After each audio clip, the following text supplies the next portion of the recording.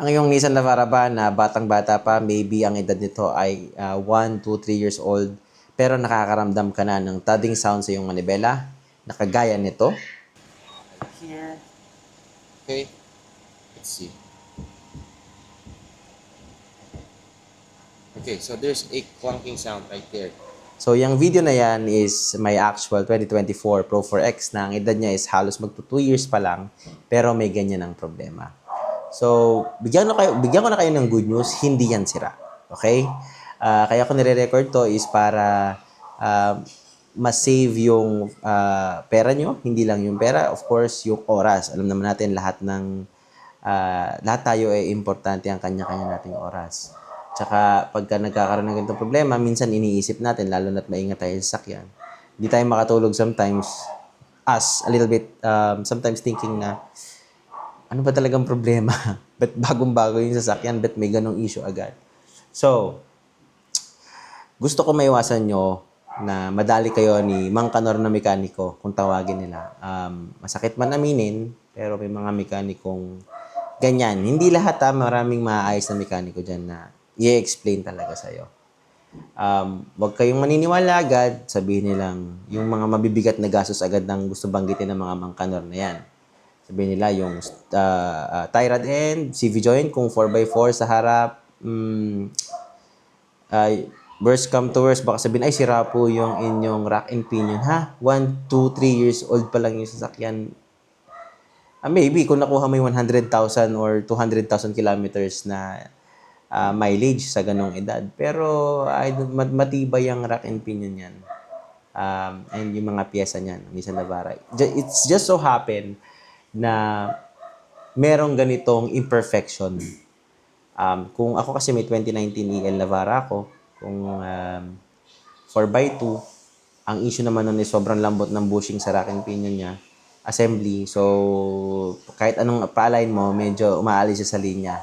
Pero maliit lang naman. So, may mga ganong imperfection sa steering. Ito naman, itong 2024 Pro 4X ko, matigas na. Medyo matigas na yung, sorry ang ingay ng aso, pero medyo matigas na yung kanyang bushing. So, wala na akong ganong issue. Pero nagkaroon ako nitong thudding sound sa manibela. Napansin ko na siya 1.5 years pa lang siya.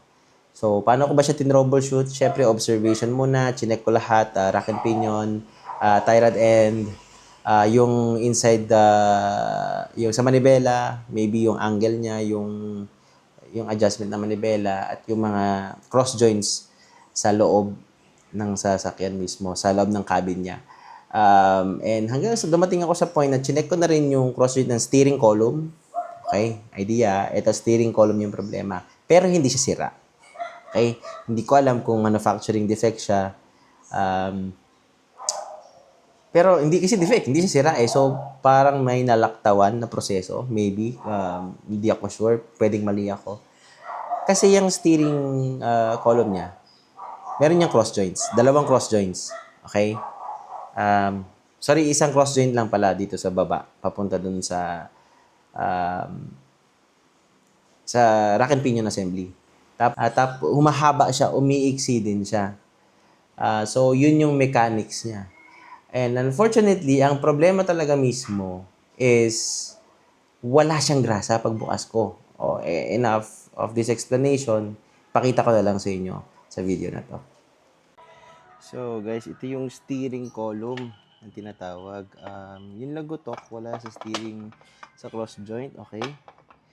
And this will be worth like 21,000, 21 to 31,000 pesos pag binili niyo ng original. So, syempre, doon tayo gagawa natin ng paraan kasi yung lagotok nang gagaling dito sa extension. So, nag-e-extend yan, no? Ayan, no? Humahaba yan to compensate with the movement of the rack and pinion. Bali, umiiksi, humahaba siya. So, dito nang gagaling yung tunog. Ito, very good pa yung cross joint natin. Again, 2 years pa lang yung sasakyan, dapat hindi pa nangyayari yung ganong issues. So, gagawin ko lang, tanggalin ko to. Titignan ko yung kung may grasa pa sa loob. Kung wala, syempre, i-degrease natin. And then, assemble ulit natin, tignan natin kung mariresolve yung issue. Okay no, tinanggal ko lang yung okay. Tinanggal ko lang to. Walang grasa eh. Oh, ang ganit. So, mahaba kasi yan, umiiksi. Hindi ang gawin ko, lalagyan akong grasa. Walang grasa? Oo. Walang grasa. Dapat, siyempre dapat may grasa yan. Hindi na, okay na yan. Ayan. Para hindi na siya kumakalantog. Okay na. Ayan. Nasa ko na yung kumayat.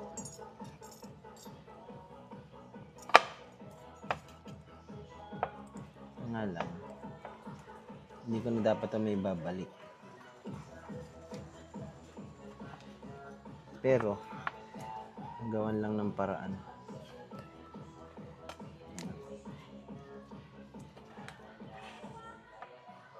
Ayan.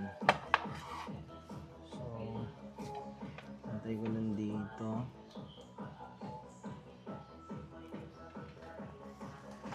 Ayan lang. Alam mo ulit isushoot yan.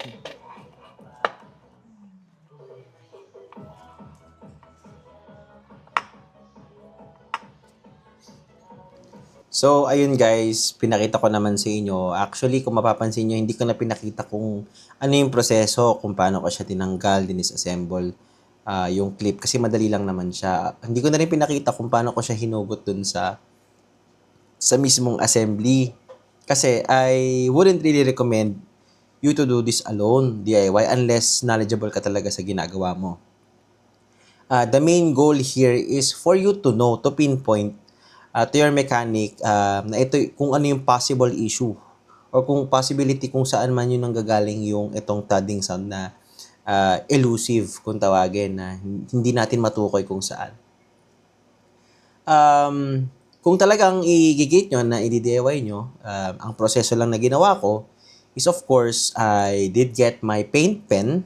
Okay, kung wala ka, pwedeng permanent marker. It can be blue. Mas matingkad, mas maganda kasi mas visible. So, markahan mo bago mo luwagan yung tornilyo sa upper part nung rack and pinion. Sorry, not rack and pinion. Steering column assembly. Markahan mo. Make sure na pag minarkahan mo siya, ganun mo rin siya ibabalik. Pati dun sa ilalim. Okay, so by the way, tanggal yung gulong nito ha. Pagpunta mo naman sa ilalim, meron din yan yung kabilang dulo. Markahan mo rin yon. Okay? And also, take note, kailangan mong ipaling or i-steer ng konti pakaliwa, maybe like 35 degrees, para maging accessible yung nut sa ilalim. Kasi pag nakadiretso yung steering wheel mo, hindi mo aabot ng ratchet. And by the way, the size of the nut is 12. Okay? Nung pinakasakit na gagamitin mo, 12. So, after that, yun nga, pinakita ko naman sa inyo, tinanggal ko lang yung clip ng boot. Nagulat ako, walang grasa. And doesn't really make sense for me kasi dapat pagka may dalawang metal na in contact tapos it's actually a moving part, which is yung pinakita ko sa inyo, syempre dapat may lubrication. Hindi ko alam kung wala talagang nilagay or meron man konti, marahil meron. Pero magbukas ko talagang tuyong-tuyo siya eh. Actually, may isa akong video, tinry ko munang injekan siya ng liquid lubrication. Gumana rin yun, pero syempre, it evaporates. Iba pa rin yung paggamit ng grease. And another note, use red or blue grease. You can also ask ChatGPT or maybe do your research in Google, but ChatGPT can do research for you. It will recommend, you can ask the different colors of the grease. So, ginamit ko red kasi high temp siya. And kung mapapansin nyo, malapit siya sa turbo. So, you have to make sure that the grease doesn't evaporate at high temperature. Okay? Malapit siya sa turbo. Sobrang init nun. Umiinit talaga yung shaft na yun. Kaya kailangan mong palamigin totally yung sasakyan mo bago mo gawin itong DIY or pagre-repair. Ito. Actually, hindi man repair maintain lang. Kasi nire-grease ko lang yung loob ng mismong shaft. Hindi nga ako sure kung steering column or steering shaft column or assembly. Maybe I'll just call it steering column assembly, no? Kasi maraming moving parts yan. May mga part codes pa yung each joints ng steering column. So, yun lang. And kung may question kayo, meron naman tayong comment section. kung meron kayong insight or if you agree, well, always, let's agree to disagree. Pwede naman tayong mag-discuss sa comment section. And ang pinaka-goal ko lang dito is malaman nyo. Hindi lahat ng vlogger nire-reveal, lalo na kung ito ay source ng kanilang kabuhayan, kung talagang mekaniko. Ako, software engineer ako. This is not my primary job. This is just my hobby. And I would like to share to you sa mga kapwa Nissan owner or maybe kung applicable to sa different car brands, hindi ko alam. But it also has a steering shaft. Sa Navara lang kasi medyo awkward siya, curve yung kanyang position. Tapos gumagalaw pa yung rack and pinion natin pag nalulubak, lumiliko ka kasi malambot yung bushing natin. Alam niyo yan. The same thing sa aking 2019 EL4x2 na Nissan Navara. 2024, the same thing, medyo stiffer lang pero gumagalaw pa rin. So, ayun, this has to compensate. The cross joints and this extension joint should compensate for different kind of movements. If kung walang grasa, clearly may friction. Kaya tayo nagkakaroon ng thudding or natawag ko nga yung parang krug sound, diba? Krug. KRUG sound. So, ayun, and also, the main goal again is another thing. Para pag sinabi sa inyong problema is rack and pinion, sa loob ng rack and pinion, baka disassemble po yan o palitan natin ng replacement. Siyempre, parang gustong dalihin yung original mo.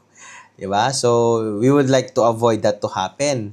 And pag sinabing rack and yung steering rod, okay, kung yung inner or outer, okay, basta maniniwala kung walang maipoprove sa inyo na visible damage doon sa mga boot ng ball joints or mga rods ninyo. Kasi 1, 2, 3 years, hindi pa po yan masisira kahit 5 years. Experience ko na yan sa previous Navara ko kahit gamit na gamit. So maybe 6, 7 years possible. Depende sa mileage mo kung maabot mo yan ng shorter period of time, then it's possible. Pero pag mga personal, medyo gamit na gamit lang, di naman sobra-sobra. Di ka naman nag-Luzon to Mindanao every day or every week.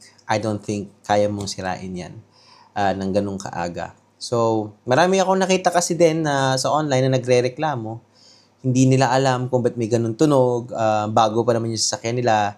And dapat wala pang ganung issue. Di ko sinasabing Navara has its own bad engineering or engineers, but there's always room for improvement sa lahat naman ng car brands. Siyempre, tayo, di naman tayo engineer, pero we have our own way to do our own research, conduct study, and also siyempre, dapat may basihan yung nandun ka sa may pruweba talaga. Hindi yung banat lang ng banat. As much as possible, syempre, sarili mo sasakyan yung umpisahan mong baklasin. Ako, bago pa yung sasakyan ko, pero binabaklas ko para sa inyo, para ma-share ko rin itong knowledge na to. So, medyo kinabahan din ako kasi baka pagbukas ko, di ko kaya ibalik. Pero, again, di ba, sometimes you have to be logical lang. Actually, not sometimes. Every time, logical ka lang. Ingat lang, huwag mong madali sa pagbabaklas. Pag-isipang mabuti, planuhin mabuti. And also, since sarili mo naman yan sa akin, wala ka naman sa talyer, wala kang time pressure, take your time. So, yun lang. Thank you for watching and please don't forget to like, share, and subscribe.